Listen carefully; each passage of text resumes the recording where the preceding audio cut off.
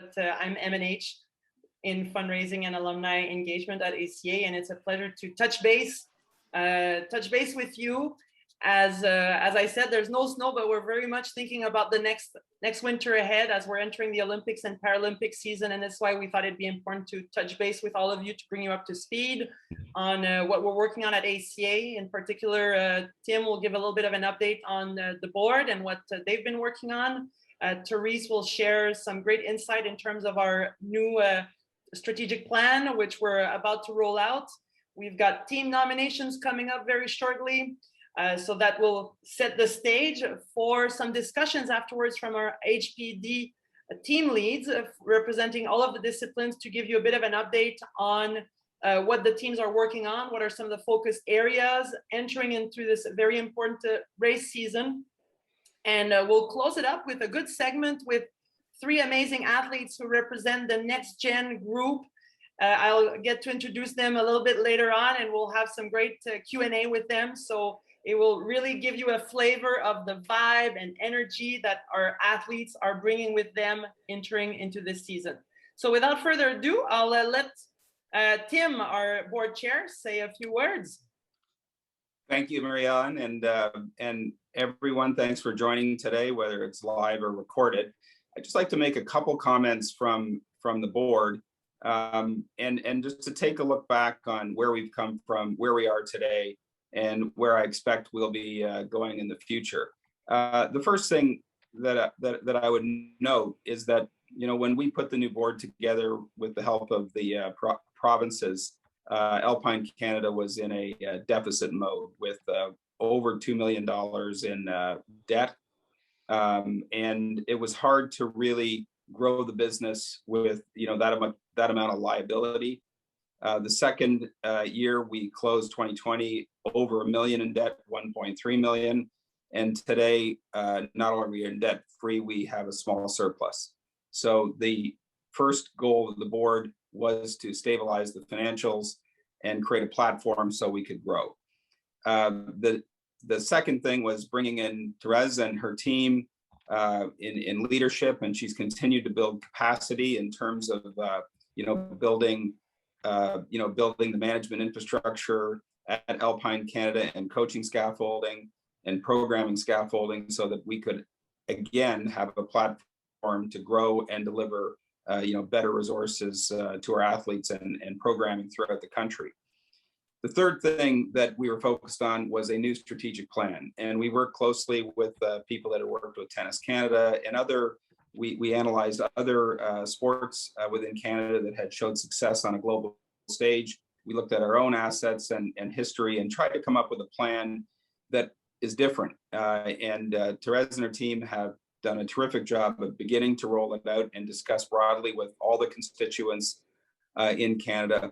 And there's still a lot of wood to chop in terms of getting it active. I won't steal the thunder that we'll talk about here today and into the future, but it's very much a made in Canada solution. And it also pivots around a thought that we need, now that we're stable financially, to increase the funding, not dramatically, but something in the area of $5 million a year, which would get us to around the 2010 levels that existed when we had the Van Games in 2010. If we achieve that, I am highly, highly confident that we can put together a program with meaningfully reduced team fees. The last thing I would say is that if you think about this decade that we're in with a reestablished platform at Alpine Canada, it really has an opportunity to be a golden era for high performance ski racing in Canada in Alpine, para, and ski cross. There is, which has been announced, the possibility of the 2030 games in Vancouver bid. I think certainly we have an opportunity to see Olympics on North American soil. And with that, we have a cascade of events that work backwards from more World Cup racing, more ski cross, dedicated facilities in Canada, better training facilities in Canada, and an acceleration from juniors to para to ski cross, potentially more World Cup races on our soil. And I think we can look forward to a decade that we can build together to have something over this period of time that would be very enviable. So with that, I want to turn it back to you, Marie-Hélène, and thank you all for your participation today. We're very, very excited. We need the support. We need the help. The board is with all of you as supporters. And I just wanted to thank you. And won't be long before the snow's flying again and we're back on snow. Marie-Hélène? Thank you, Tim. Great to hear from you.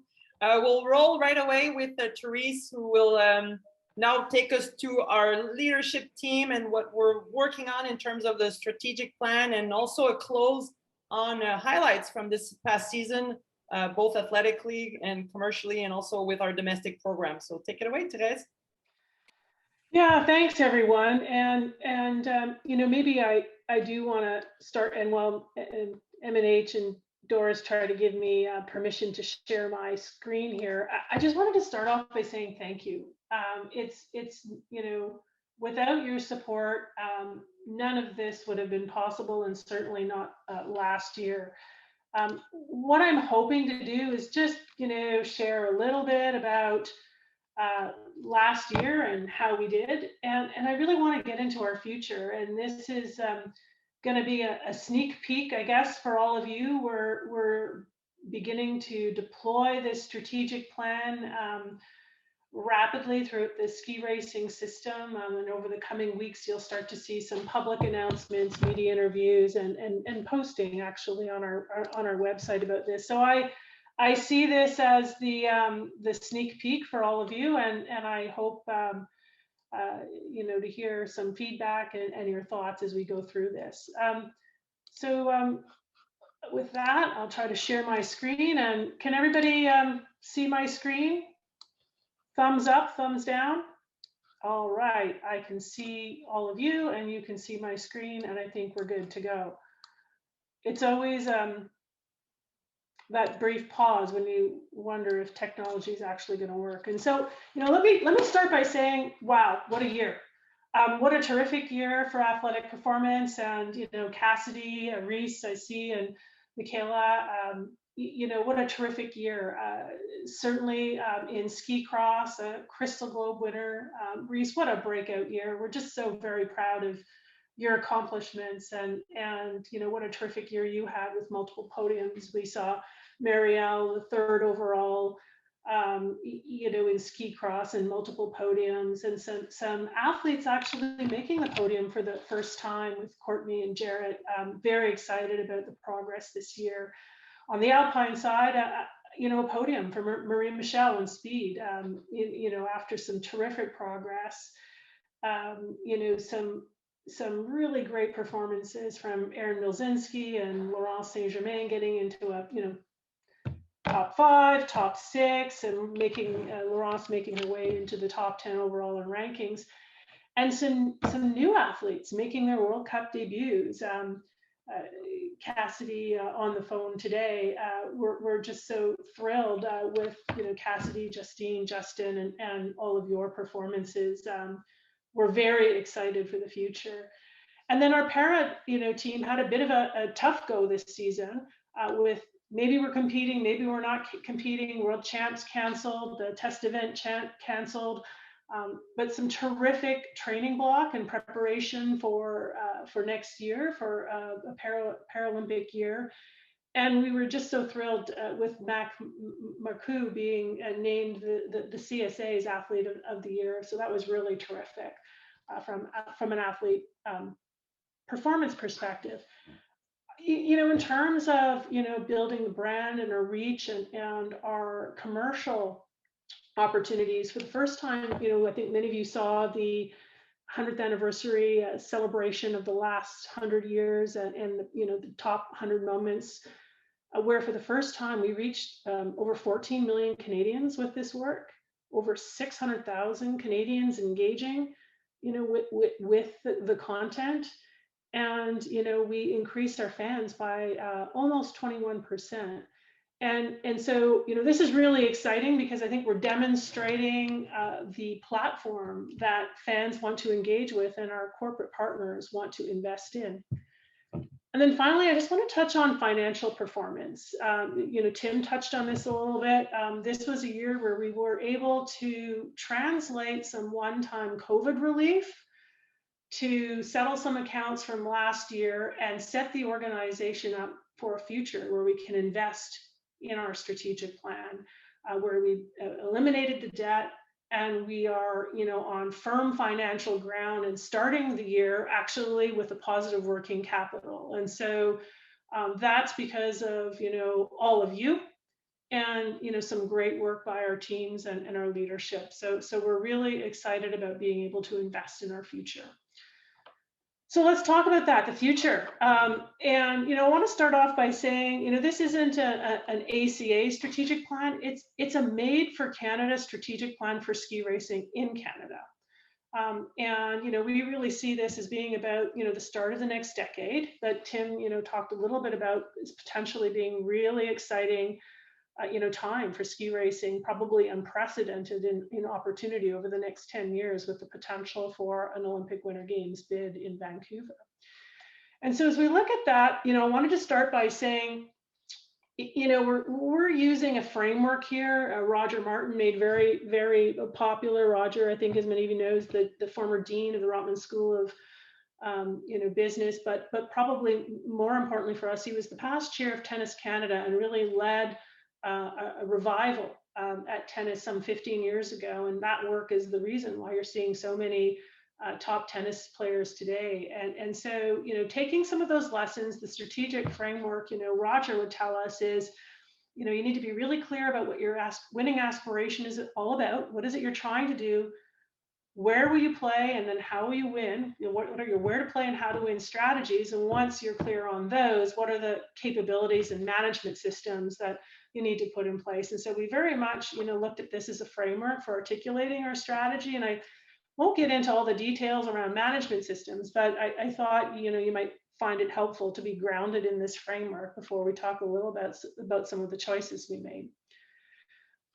I think it's important, for you all to understand as well that, what were the issues that we're, trying to solve, and, what are some of the challenges we're taking on, because, strategy should really, be about addressing those challenges. And so I wanted to start off by saying, first of all, Canada has a very rich history and tradition of ski racing excellence, with iconic performances and athletes in Alpine over the years, the 60s and Nancy Green and the Crazy Canucks, and more recently the Cowboys, and in some of these newer disciplines, really world.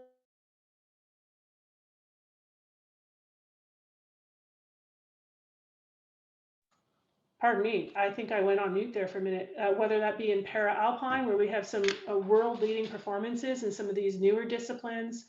Para-alpine, we are a top 3 nation and consistently have been there. In ski cross, certainly, we're number 1. And in fact, there hasn't been an Olympic women's gold medal awarded in ski cross that hasn't been a Canadian. So we do have this very strong tradition of excellence and success. And so as we look about what it is that we're trying to do, I'll start with our purpose. If you were to ask a couple of years ago, what's Alpine Canada all about? We probably would have said it's, something about leading our national team programs and increasing podium performances. And yeah, that's very true. But we really see the role we play as having a broader nation building purpose. And we would articulate that as, around powering a nation to its peak performance. And in order to do that, we need to have athletic success. And our vision, to be clear, is to be a world leading ski racing nation that's inspired by the passion and performance of Canada's ski teams. And so what does that mean? What does world leading mean? In ski cross and para, it's number 1. That means 2 to 3 medals at an Olympic Games in ski cross. It means 10 to 12 medals at a Paralympic Games. In Alpine, if we're in those top 5 nations, we would call that world leading.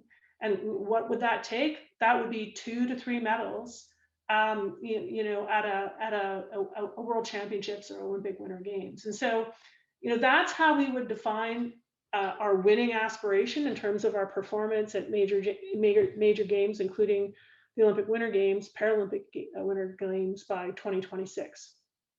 As far as our mission is concerned, yes, of course, it's to increase podium performance. And it's also to inspire growth in participation in fans. And so we are really reclaiming in a very surgical way our dual purpose, okay, our dual mission. So what are some of the, what's the diagnosis and some of the, challenges that we're trying to address with the choices we're making here?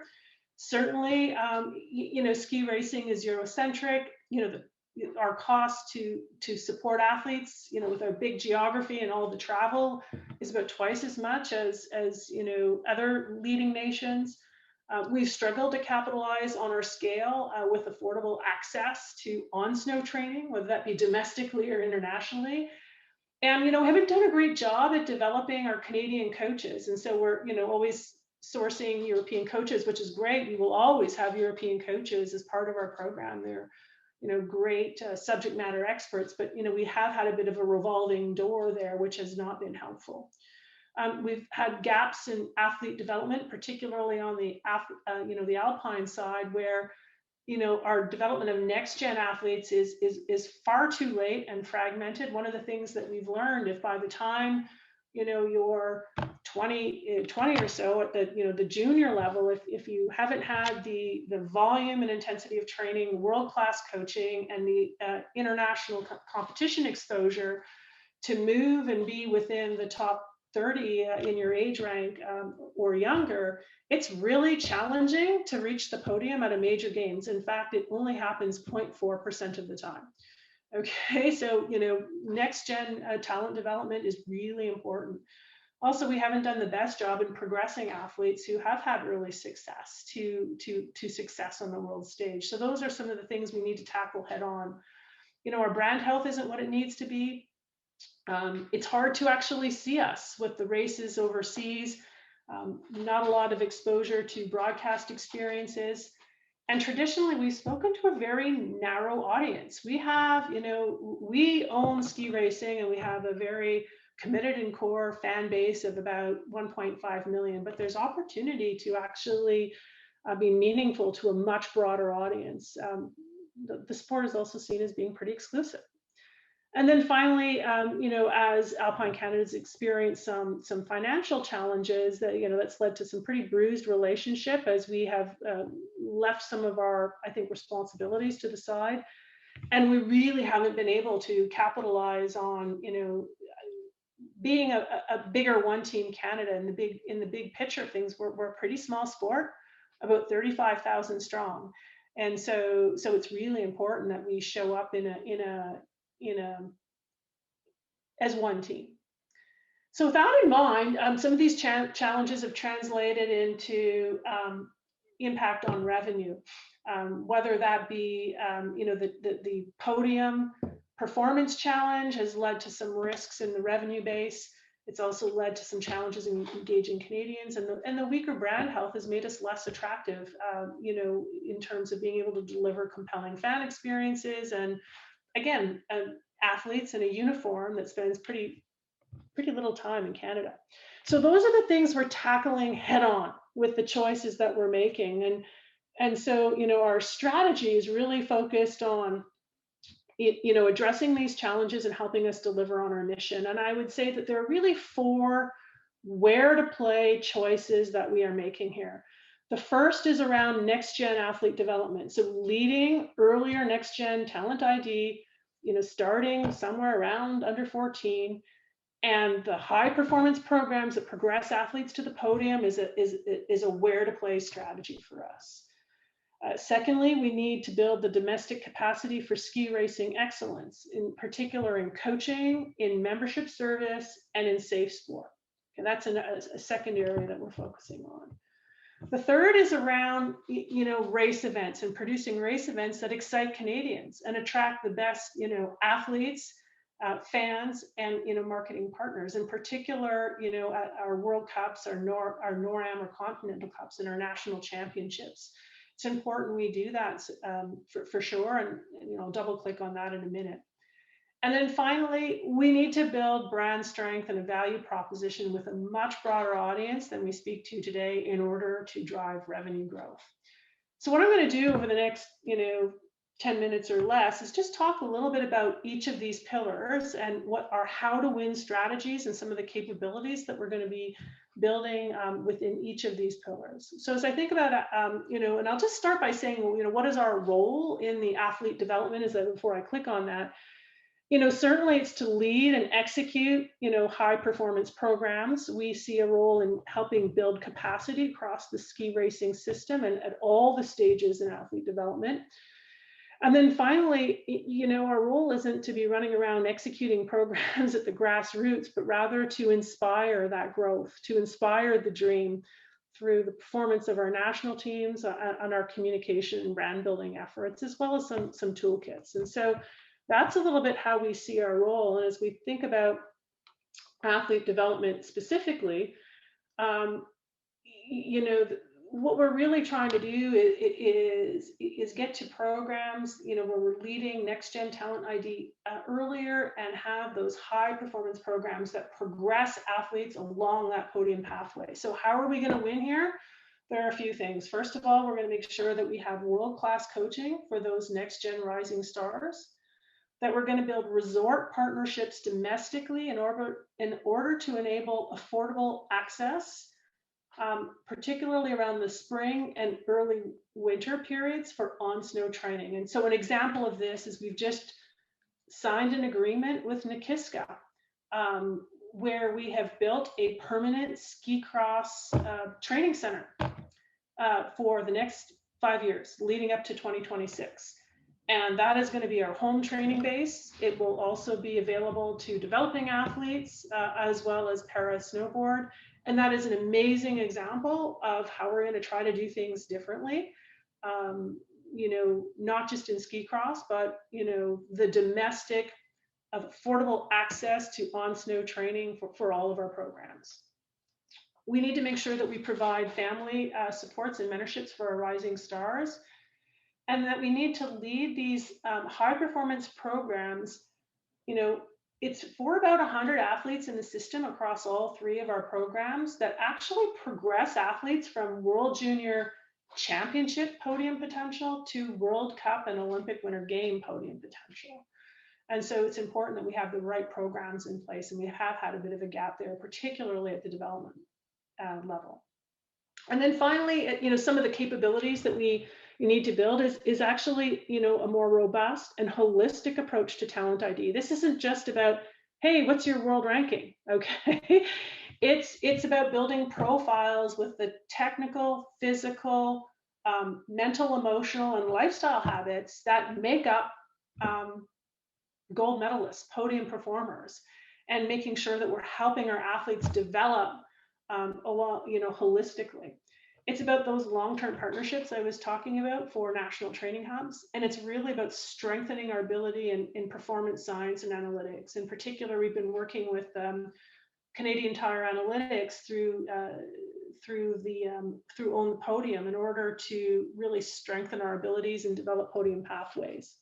So that's a great example of how we bring that to life. And so just as an example, like this might be how we bring to life training at scale across all of our programs in the early winter and spring periods. And, with summer blocks, training blocks based in the Canadian sport institutes or the athletes' home bases in each of the, the 4 provinces where we have, CSI presence and an athlete presence. So this just gives you an example of what that could look like and how we're bringing, the system together to train at scale during these key periods. I'll just talk a little bit about domestic capability for ski racing excellence. And so, the how to win strategies here are really around providing the right tools to support clubs and the PTSOs to drive participation and development. And by tools, I mean things like the long-term athlete development pathway, the national coaching certification programs, certification and licensing, ROC development. Those types of things are, that we toolkit. so that the clubs and PTSOs have the guidance that they need. And we're doing this in a standardized way across the country. We are absolutely needing to develop a pool of national team ready Canadian coaches. We need to approach talent development in coaching the same way that we would do that in a consumer packaged goods firms, the one that I used to lead, or in many of our businesses. And I don't think we've been very good about that. And we're certainly stepping up our efforts in that space. And then finally, leading a safe sport framework and aligning that with the PTSOs and making those tools available to all is something we're very much doing. And we hired a safe sport manager 4 months ago. We've revised our policies. We've made the tools available, and we're really stepped up our effort around that. So what are some of the capabilities? Certainly, it's a different service orientation around toolkit development and rollout. We're really stepping up our efforts around coach talent ID and development. And then we have a lot of work to do to modernize our systems and the way we do business around data management, analytics, and technology. I'll just turn to race events, producing race events that excite Canadians. There's two reasons we need to do this. One is to support athlete development, and the other is actually to enable driving revenue. And so the three sort of key how to win strategies here are really around building rebuilding that national domestic competitive structure to support cost-effective athlete development and growth in revenue. It's about developing an international hosting strategy with sustainable event business models, that grow fans, brand, and revenue. And so, Tim talked a little bit about the prospect of an Olympic Winter Games. Well, what about a World Championships in Whistler in 2029? The 2025 World Cup Finals is still looking for a host. We are actually going to be hosting the 2025 Para World Championships in Canmore. So what is that international hosting strategy? And we're certainly needing to build some capability around there. And then finally, we need to strengthen our influence with FIS so that we can address some of the I'll call them competitive disadvantages that we in North America have compared to our European, friends. And so some of the capabilities that we're needing to build, it's really, building a process and toolkits to solicit and support domestic event hosting. We don't do that. We just kind of go around to local RLCs and say, hey, will you do this event? And I'm not sure that's setting up, the local community, nor Alpine Canada for success, for sure. We absolutely need to optimize the business models for domestic events and our World Cups. They aren't what they need to be. And we certainly need to strengthen our capability in international bidding and hosting. So I'll get to the last one. And this is really around building that brand strength with and a value proposition, truthfully, with a much broader audience than we speak to today. It's an enormous opportunity for us. And so some of our how to win strategies here, it really is about repositioning the brand around, the teams and the athletes. It's not about a logo or ACA. It's about Team Canada and our athletes who are amazingly inspiring. It's about the need to develop world-class assets and digital platforms.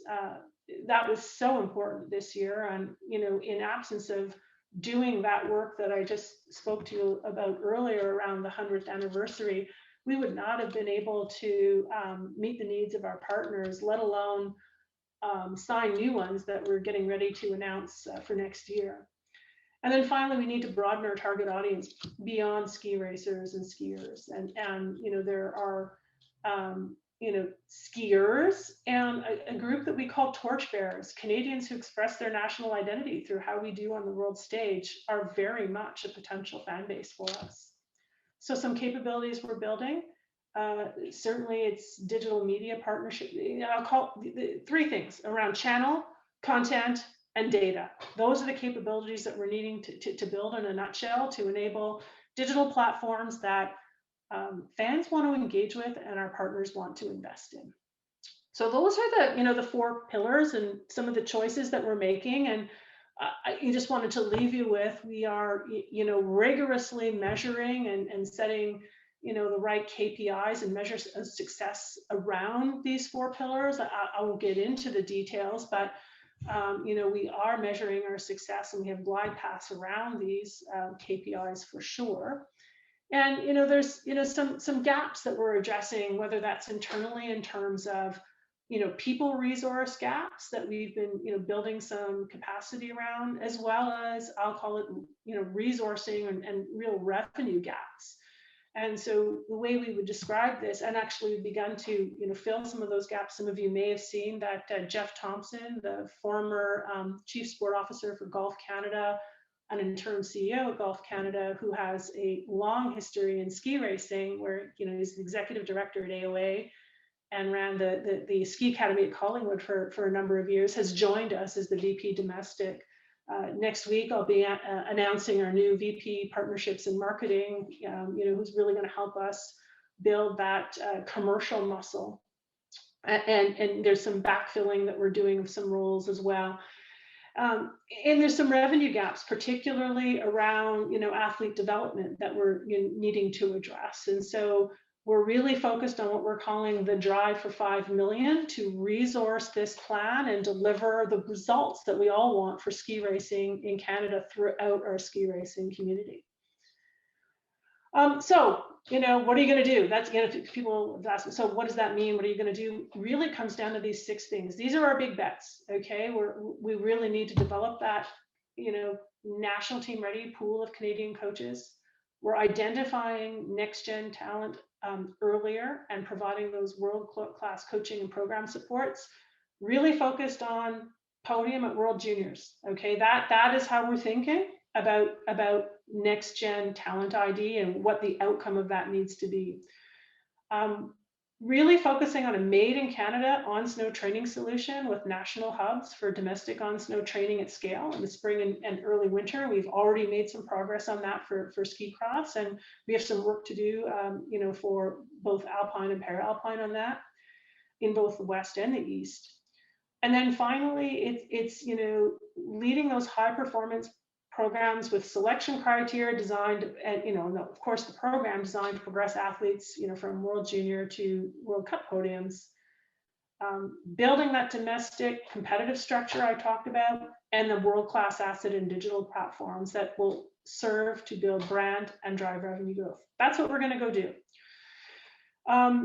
So I'll just pause there because I think that's a pretty good, snapshot. Of course, there's a plan on a page. It's a bit busy, but we'll be, deploying this a little bit more broadly. But what I'd love to do is just pause there to see if there are any reactions or questions before I turn it back to M&H. I'm really excited about the vision. I've described this as a bit of a exercise in changing the tires while driving.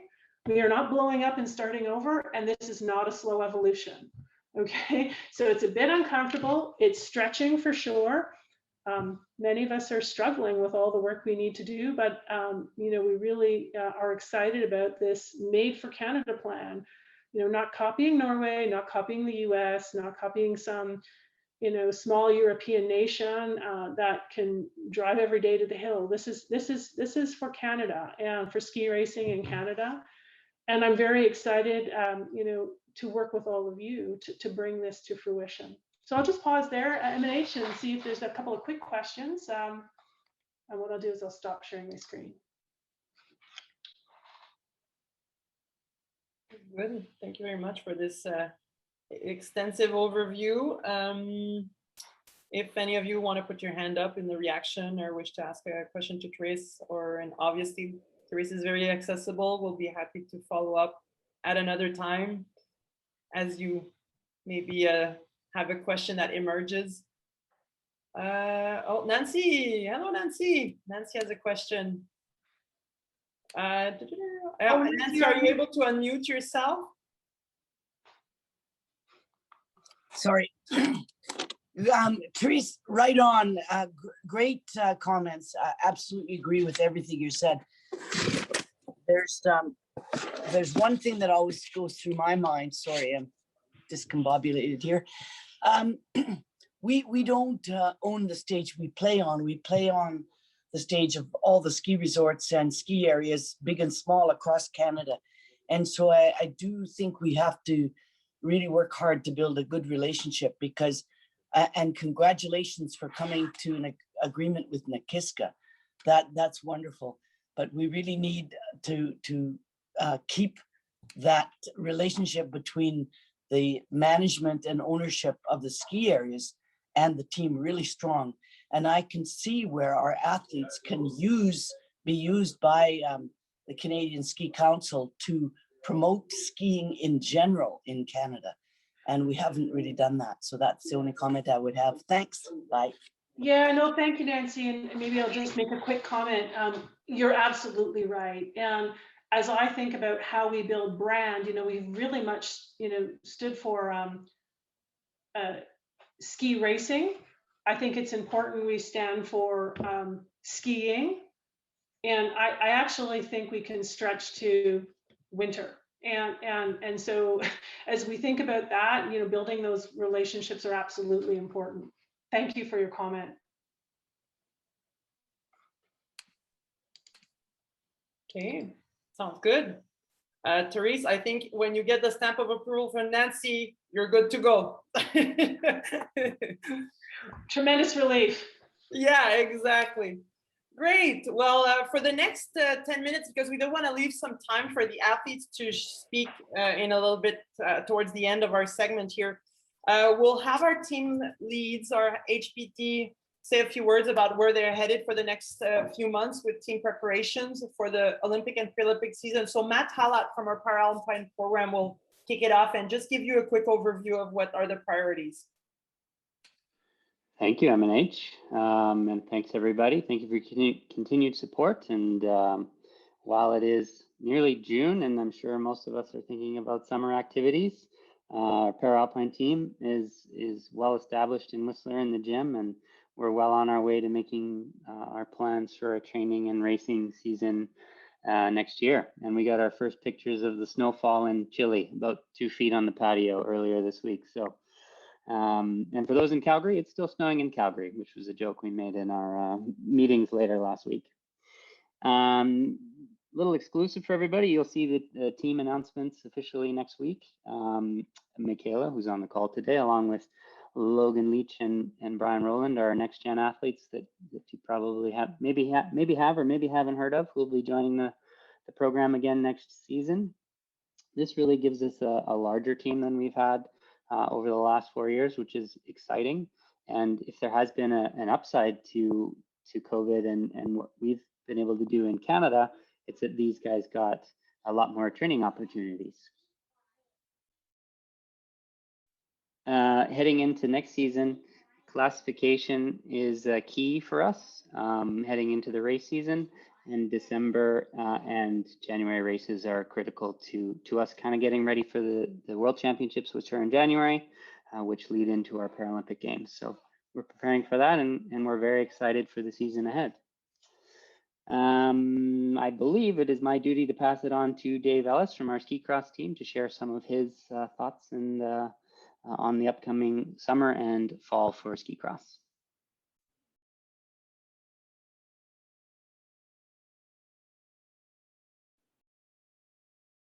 Thanks, Matt. You can hear me okay?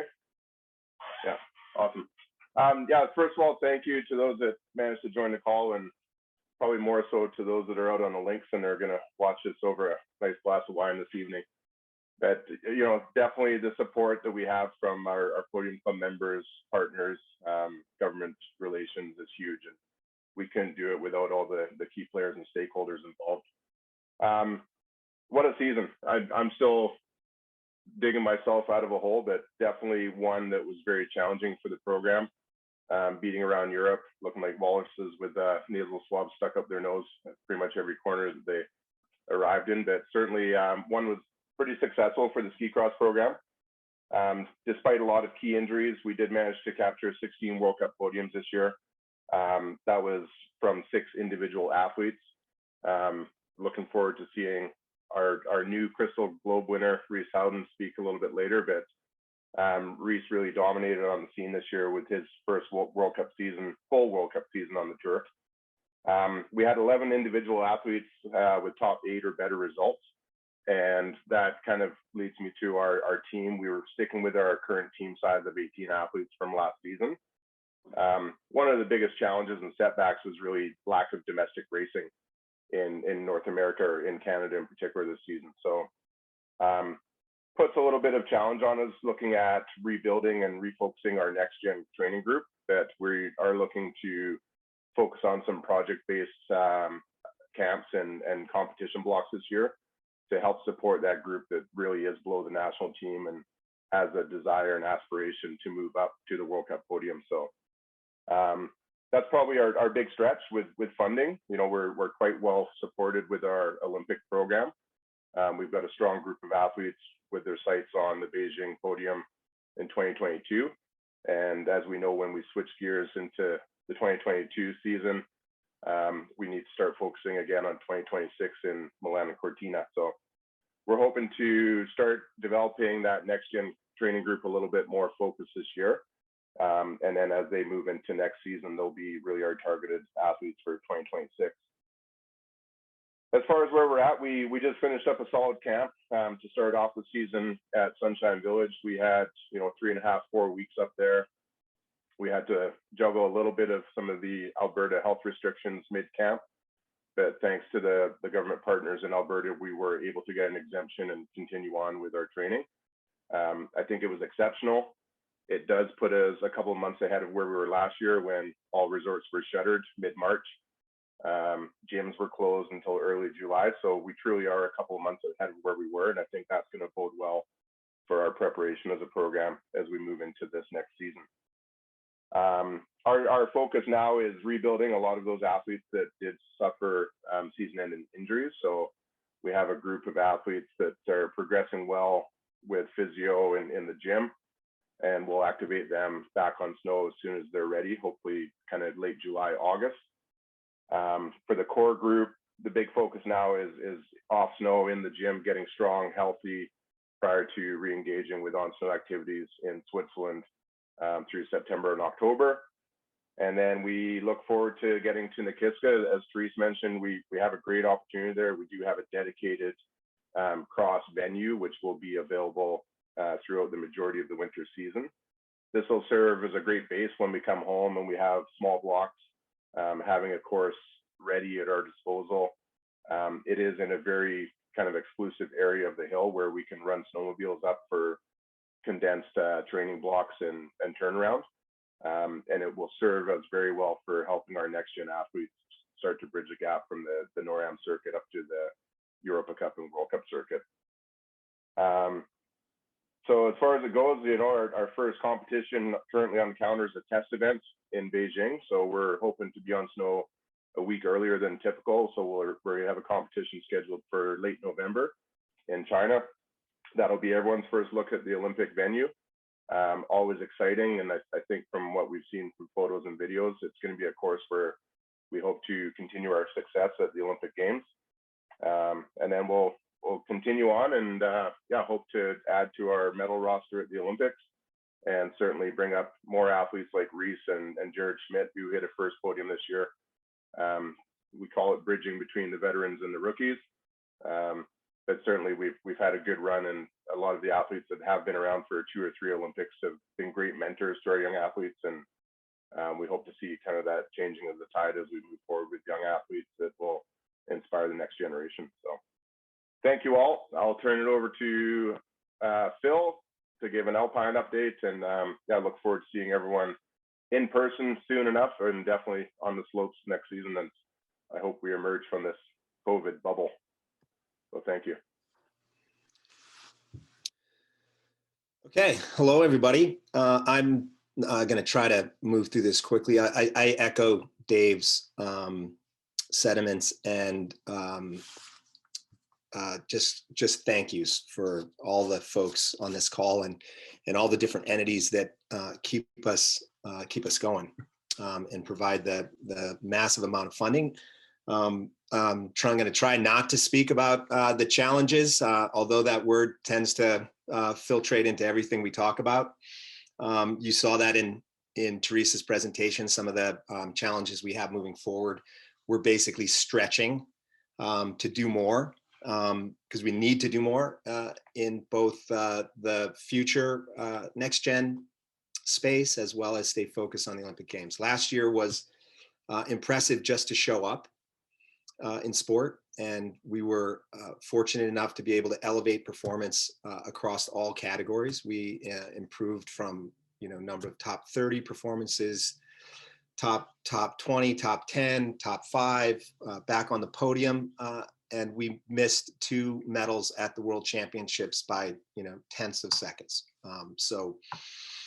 And some new players showing up. So it's exciting to be moving into the season. The fall has been something that I haven't, or this spring has been something I haven't experienced in my career. It's been extremely arduous to get things moving and to close out the year and move into the next. But we're here and we're now and we're moving, and athletes are training. Physically, they're engaged with around that capacity and content. Physical testing is happening, and we're getting ready to go out to our first on snow training in June in northern Italy with our women's team. So extremely excited about that. We've modified our structure a bit this year moving forward. So we're starting to rebuild our men's technical program. We've also, again, stretched ourselves to move into the space of Intercontinental Cup development, which is more of a 2026 piece of business, while still staying focused on performance at the Winter Games this year. We have some new athletes for the first time in a while, which is really exciting. So we renominated all 18 athletes that were in the program last year. Some of the changes are that 4 of those male athletes last year, we were quite compromised in terms of delivering sub-World Cup programming. We've stretched to provide for them in a more comprehensive manner. And we have 3 new athletes, Cassidy Gray being on the call. We had to recognize the amazing performances that did occur during a season that was, I still haven't quite figured out how we were able to do some of the things that happened. And again, it always goes back to the athletes and their talent and capabilities. So Cassidy Gray, Britt Richardson, another exceptionally talented young lady, is moving on to the team for the first time. Probably one of the youngest athletes we've seen in Alpine. Now stepping in. One of the interesting things for everyone to learn, she's actually leaving for this first national team camp, and it is her first summer ski camp in her career. So pretty impressive. Also, Liam Wallace is new on the men's side. So those are the things that we have going on. Our top priorities, at least for the preparation period, is to, one, kind of housekeeping, I guess, we're manage around the quarantine and the travel restrictions, which continues to be the most difficult piece of business for us to have what we need and do what we have to do. We've also are elevating speed training. We have a very productive group of athletes on the men's side, and Mitch Gagnon being back on the podium shows high potential for Olympic medal. We've already achieved added volume and quality by having Mitch training down in the United States at Mammoth, and South America is trending in the right direction. And if we can get our men's speed group there, that could be a pretty big game changer. And we're going to continue to lean into rebuilding our team culture because we've had a lot of changes here, and concepts like personal ownership, accountability, and resilience are things that we're trying to breed into our team and into our athletes. So that's what we have going on in Alpine. Again, I can't thank you enough for your support. Every little bit matters. We do manage down to the most smallest incremental steps, and every dollar helps. Every rep counts, and every turn matters. So thanks for your help. Thanks, Phil. Great overviews by everyone. Super exciting to be thinking snow, thinking Olympics, Paralympics. So thank you for those updates. I realize that time is flying by. We had an ambitious agenda for today. We still have the block of, left with our amazing athletes that we want to make sure that you have an opportunity to hear them speak and hear from their perspective on how their progress is going and how it is to be on the team and to enter the season. So I'd like to introduce them, and if some of you have to leave for your next meetings, we'll understand, no worries. You'll be able to catch these interactions as you hear the recording. But I'd like to introduce our 3 athletes who've joined us today. I'm going to spotlight them for you to make sure that they're widely visible alongside.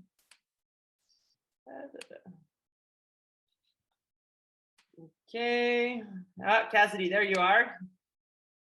Very good. All right. So it's my pleasure to introduce you to Michaela Gosselin. She's part of the Para-Alpine ski team.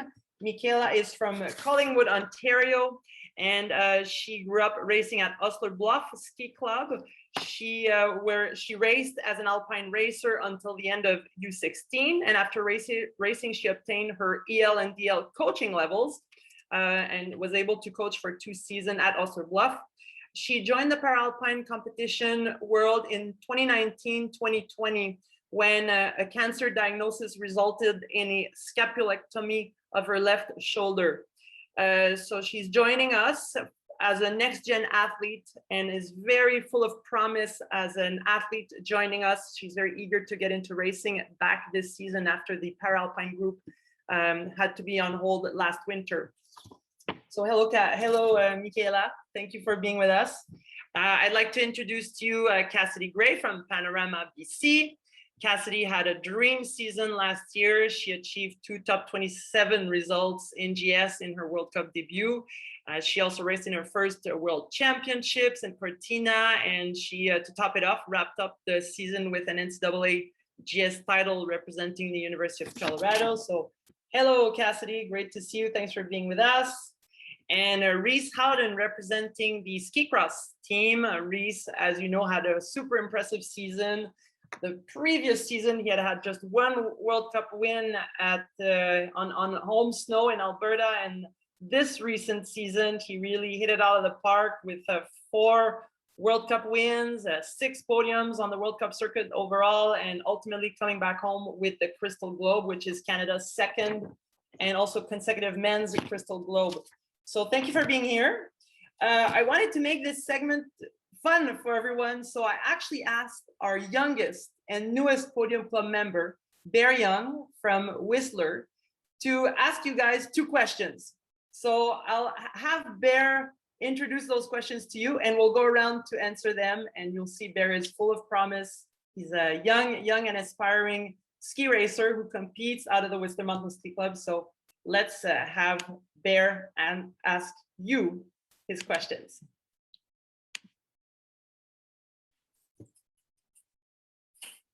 Oh, hi, it's your friend Bear here. And before you ask, yes, I wear this at home. And yes, I sleep in it too. Don't I look good? I have 2 questions for Team Canada athletes. Question number 1. Next year is a huge year because Team Canada athletes are going to the Olympics. How do you guys stay focused when the whole world is watching you? Question number 2. If you could turn back time, what advice would you give yourself when you first started ski racing? Thank you all for answering my questions. Go Team Canada, go! Win it! All right, well, there you have it. Bear is our youngest ever Podium Club member. So if that doesn't get you fired up, all of you other Podium Club members for this next season, I don't know what will. So thank you. And by the way, Bear's dad is with us today on the call. So thank you for being there. So let's kick it off. We'll go with Michaela. So Bear had 2 questions. The first one being, how do you prepare for big events? We're entering this season and you may be going to your first ever Paralympics. So tell us a little bit how you enter into that mindset and how are you embracing this season ahead? Well, I haven't got to race my first World Cup yet. So for me, it's like it's a little daunting, but I think the biggest thing is just to really focus stay calm and just do it, really. Just like give it everything you got. Yeah, like I said, I haven't actually been able to do any big competitions yet. So this will be my first season doing anything like above a Europa Cup. So pretty exciting. So yeah, I think just, yeah, stay focused and just honestly just go do it. Don't overthink it. And then for turning back time, some advice I'd give my younger self is probably just like stay committed, it gets better, and just really make the most of like your training, your time on snow, and just be as productive as possible. Yeah. Thank you, Michaela. Very good. Let's shift to Cassidy. Cassidy, you had the chance this winter to go to your first World Champ, so you had a bit of a teaser of that first major event. So tell us maybe a little bit about that experience at World Champs and how you hope that's going to translate into some preparation for this new season. This year, I think it was important, because I'm so new with everything, to take a lot in from the other girls that have a lot of experience, and I'm still learning so much. Every time I get in the start gate, I'm learning something new. And I think remembering when I look down at the course that it's just red, blue, same thing that I do every single day in training. So that was really important for me. And then something that I would tell my younger self would be not to lose sight of having fun, because that is something that really carries you through every good and bad day when things are heating up a little bit. Stellar. Thanks, Cassidy. Great insight from someone who's had the chance to experience those World Champ butterflies for the first time this winter. Reese, now up to you. You're fresh off of a Crystal Globe season. So how are you entering into the Olympics? We're going to be, obviously all eyes will be on you this year, and then entering into the second question as well. If you could turn back the clock, what type of advice would you give yourself? Yeah, so fortunately, I got to win some World Cups this year. So, my best bet is going to base my races off how I felt when I did well in the past. Try to put myself in that same mindset, and yeah, go into the Olympics like I would any World Cup race. Don't change much, and just be aware of the fact that you're not the only one there. If you're stressed out and nervous about the race, think about what the people are next to you are feeling, right? So it's I just try to approach every race like it's the same, and try to go in there and win and give it my all. So, and then for the second question there, something that I would change or tell myself when I was younger and an upcoming ski racer would be get out there and do some more free skiing with friends and go in the park and learn tricks and stuff like that. I always did jumps and stuff, but I never really went in the park too much. But I would like to have done a little bit more free skiing and just skiing in the when I was developing, for sure. But yeah, just have a lot of fun and stick to it and get your school done on time, so you're not stressed about that, and it should be great. Terrific. Wow. Thank you so much for sharing. Obviously, I'd love to spend more time with you. We have reached our 1 hour allocation for all our guests. So we'll be closing the conversation at this point, but hopefully it's just a teaser for all of you to go and make sure that you're following our athletes' Instagram, Facebook pages, Twitter accounts, and keeping really up to speed, because I know Reese has a lot to tell about his hunting hobbies. And Cassidy, I heard rumors that she was an amazing ambassador and got to talk to all of the volunteers on her first World Cup race. And I know that Michaela has a great tradition of ski racing with her dad being an alumni and also her sister being on the Ontario team. So a lot of other stories to explore. I just see that Dave put his hand up, so maybe he has something to share in closing here. Yeah, thanks, MH. I want to make one notable, because Reese also was the Rookie of the Year this season. I think that might be a first, that someone was actually the Rookie of the Year and won the overall Crystal Globe. So one trophy that probably gets forgotten in such a stellar year. And Bear, I think we've got a job for you. I think Reese and I could use you as a start coach. So totally love the passion, and that was a great video to see. So look forward to meeting Bear on the snow one day for sure. Awesome. Yeah, I know. I completely agree. We're Kevin, get ready, because we're gonna be working with Bear quite a bit this winter, I'm sure. We're really excited to have your family on board with us. So that wraps it all up. Therese, any final words to share? No, we're good. Excellent. I just want to thank everyone. You know, again, we can't do this without your support. And you know, just so you know that this was past winter, we had 59 Podium Club members, which contributed in excess of $1.8 million. We need to keep that momentum. If you have friends who want to join, you are all ambassadors to spread the word about our athletes, our programs. So please, please make sure they get in touch with us. If each of you can recruit one Podium Club friend, I think we will be in even more momentum. And hopefully next year, this call can take place with hundreds of people on the line. And I know the connection will be shared anyway. So thank you for being there. Wishing our athletes all the best as they charge ahead with their training this afternoon.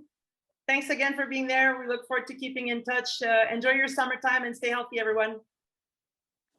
Thank you. Au revoir. Stay well. Bonjour.